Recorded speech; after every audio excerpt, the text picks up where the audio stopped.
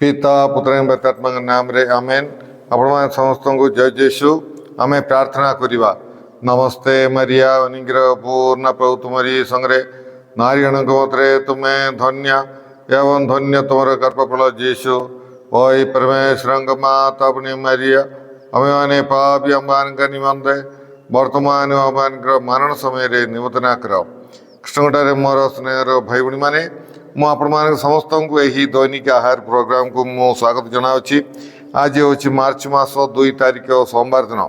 आज सुसमाचार लूक सुसमाचार 6 अध्याय 36 रु 38 पद पर्यंत आम ध्यान करवा। तुम मान पिता जेपरी दयालु तुम्हें माने सेहीपरि दयालु हुओ। विचार करो नहीं एवं तुम्हें विचारित हेब नहीं। दोषी साबित करो नहीं एवं तुम्हें दोषी साबित हेब नहीं। क्षमा दियो एवं तुमको क्षमा दियाजिब। दियो एवं तुमको दियाजिब। पात्र को भरी छापी उचलाई सेमाने तुमर कोଳରେ ओजाड़ी देबे। कारण तुम्हें जेउ मापरे देव सही मापरे तुमको दियाजिब। प्रभुंकर सुसमाचार हे प्रभु जीशु ख्रीष्ट तुम प्रशंसा हो। कृष्णगढ़ मोर स्नेहर भाई भाई मैंने साधु लोकंर सुसमाचार को कोरोनार सुसमाचार बोलिकी कह जाए।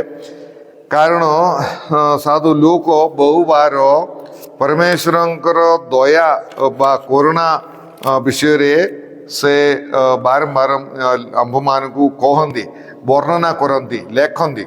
आम देखा लूक सुसमाचार 15 अध्याय रे अपव्यय पुत्रंकर उपमा रे एवं हजि जाइतिबा मेंटा हजि जाइतिबा टंगा ए सबु द्वारा से ईश्वरंकर करुणा विषय करी पापी मान उपरे ईश्वरंकर करुणा विषय रे आंभ मान को जनाती। अन्य सुसमाचार आम सबू आम देखी पारिबा नहीं।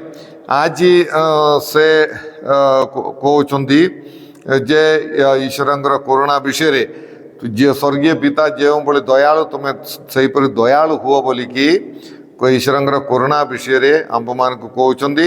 एवं आंभ मान अन्य मान को करुणा दर्शाइबा पाई परमेश्वर परी आमे संतान होगी करुणा प्रदर्शन करने माने साधु लोक आमको परामर्श दियंती। आमर कौन सी अधिकार बा हक नथिले प्रभु परमेश्वर हक बा अधिकार नथिबा बेले प्रभु परमेश्वर आंभ मानंकु देउतिबा स्नेह को क्षमा को तांकर तत्वावधान बा जतन को आमे करुणा बोलिकी आमे कोई पारिबा। आमर किछि हक नहीं ये किछि अधिकार नहीं पाइबार किछि अधिकार नथिबा बेले परमेश्वर आंभ मानंकु क्षमा दउचंदी। परमेश्वर आंभ मानंकु दया देखाउचंदी। आंभ मानंकु से आमर जतन नियंती खाइबा पीवा पिंदिबा ये सबू आंभ मानंकु प्रदान करचंदी। यह होची ईश्वरंकर करुणा। आमे केबे एहा आमे भूलिबा को नहीं। यह गोटे गुरुत्वपूर्ण विषय। ईश्वर प्रभु आमे पापी थिबा बेले आंभ मानकर से जतन नउचंदी। गोटे स्नेहमय बापा परी आमर जतन नउचंदी। तेणुकरी सबुदिन आमे ईश्वरंकर से करुणा को आमे मने रखिकी आमे ईश्वर को धन्यवाद देवार अच्छी तांगर स्तुति प्रशंसा आराधना करिवार अच्छी। साधु लोकंर सुसमाचार 10 अध्याय रे आमे उत्तम सामरीय लोकर उपमा आमे देखी पारिबा।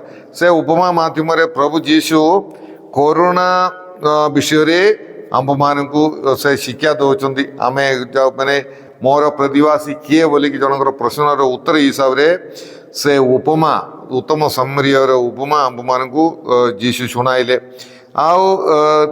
सेठी रास्ता रे चोर बा दोषी मानकर हस्तरे पड़िथिबा जने लोक माने से समान तांकु खंडिया कोबरिया होले कले से तो माड़ मारिकी मृतप्राय करिकी से माने छाड़िकी गले हेले से माने मृतप्राय होई पड़िथिबा व्यक्ति को अन्य मानकर सेवा पाइबार कौनसी अधिकार नथिला। माने कौन अच्छी से व्यक्ति किछि अधिकार नहीं ସେ ଜଣେ କରୁଣା କଲେ ଦୟା କରିକି ନିଜର ଇଚ୍ଛାରେ ଯାଇକି ତାଙ୍କୁ ସେବା କରିବ। ଆଉ ସେ ଲୋକ ଆମର ଅନ୍ୟମାନଙ୍କର ସେବା ପାଇବା ପାଇଁ ତାଙ୍କର କିଛି ଅଧିକାର ନାହିଁ। ଏହି ପରିସ୍ଥିତିରେ ତାର କିଛି ଅଧିକାର ନଥିବା ପରିସ୍ଥିତିରେ ସେହି ଉତ୍ତମ ସମରୀୟ ବ୍ୟକ୍ତି ସେହି ବାଟରେ ପଡ଼ିଥିବା ବ୍ୟକ୍ତିଙ୍କୁ ମାନେ ଯାହା ଦେଖାଇଲେ ତାହା ହେଉଛି କରୁଣା। ନାଇଁ କି ସେ ଲୋକ ସେ ରାସ୍ତାରେ ପଡ଼ି ରହିଥିବା ବ୍ୟକ୍ତି ସେହି ସମରୀୟ ଲୋକ ତାଙ୍କୁ ଚିହ୍ନି ନଥିଲେ ବା ତାର ବନ୍ଧୁବାନ୍ଧବ ମଧ୍ୟ ନାହିଁ, ତାଙ୍କର ପଡ଼ୋଶୀ ମାନେ ତାଙ୍କର ପାଖରେ ତାଙ୍କର ଘର ଚିହ୍ନା ପରିଚୟ ନାହିଁ।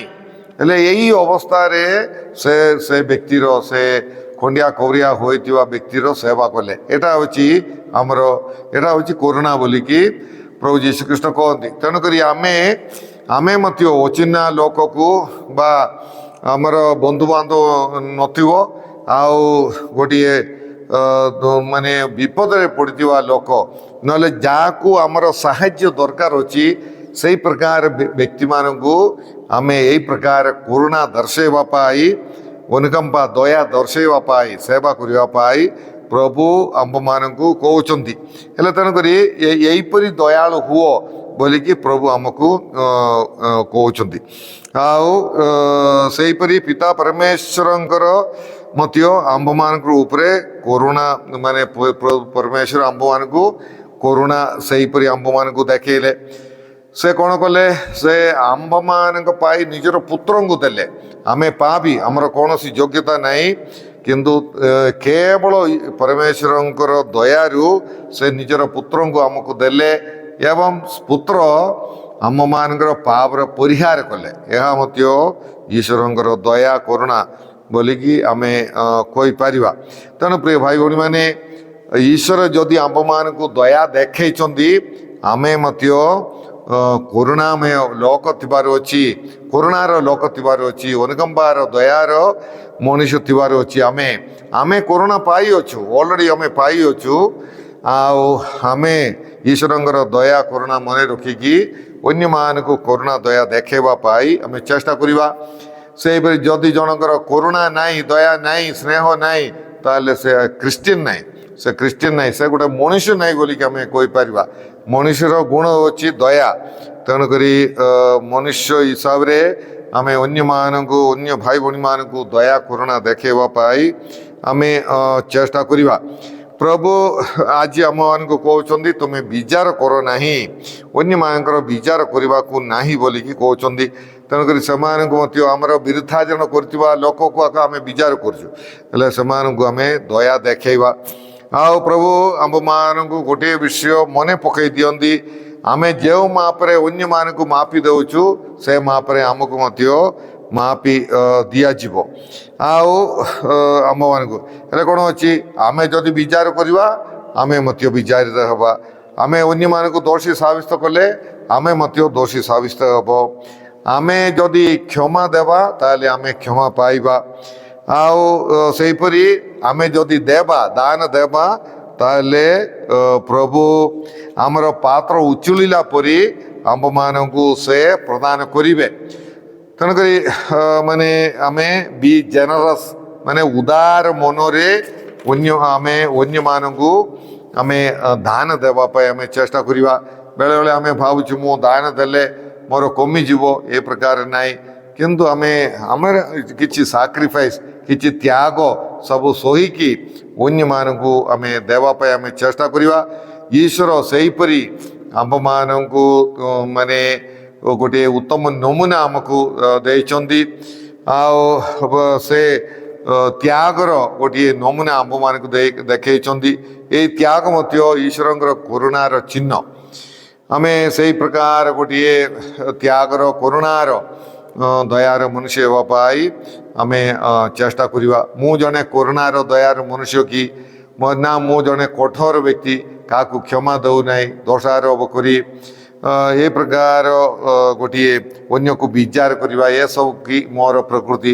ତେଣୁକରି ଏଇ ତପସ୍ୟା କାଳରେ ଆମର ଜୀବନକୁ ଆମେ ପରିବର୍ତ୍ତନ କରିବା ପାଇଁ आमे चेष्टा करिबा ईश्वरंकर परि दयालु व्यक्ति होबा पाई चेष्टा करिबा आमे प्रार्थना करिबा ए प्रभु परमेश्वर आज सुमाचार पाई आमे तुमको धन्यवाद दउछु आज सुमाचार माध्यम रे तुम्हें आमको कोरोनार सुसमाचार कोरोनार खबर आम मान को देल ए प्रभु तुम्हें करुणामय सेहीपरि आमे मध्य करुणामय होगा पाई आम मान को तुम्हें साहाय्य कर ए प्रभु अन्य को विचार न करने पाई बा दोषारोप न करने पाई एवं अन्य को क्षमा देवा पाई अन्य को अनुकंपा दया दर्शाइवा आम मान को तुम्हें साहाय्य कर ये जदि आमर जीवन में कौन सी त्रुटि अच्छी से सब मार्जन करी गोटे नूतन जीवन यापन करने आंब मान को तुम्हें साहाय्य कर आमे जदि अन्य मान को दया देखा ताले तुम्हें आंब मान को दया प्रदान कर ए प्रभु यही विषय गुड़िक यही दयार करुणार मूल्य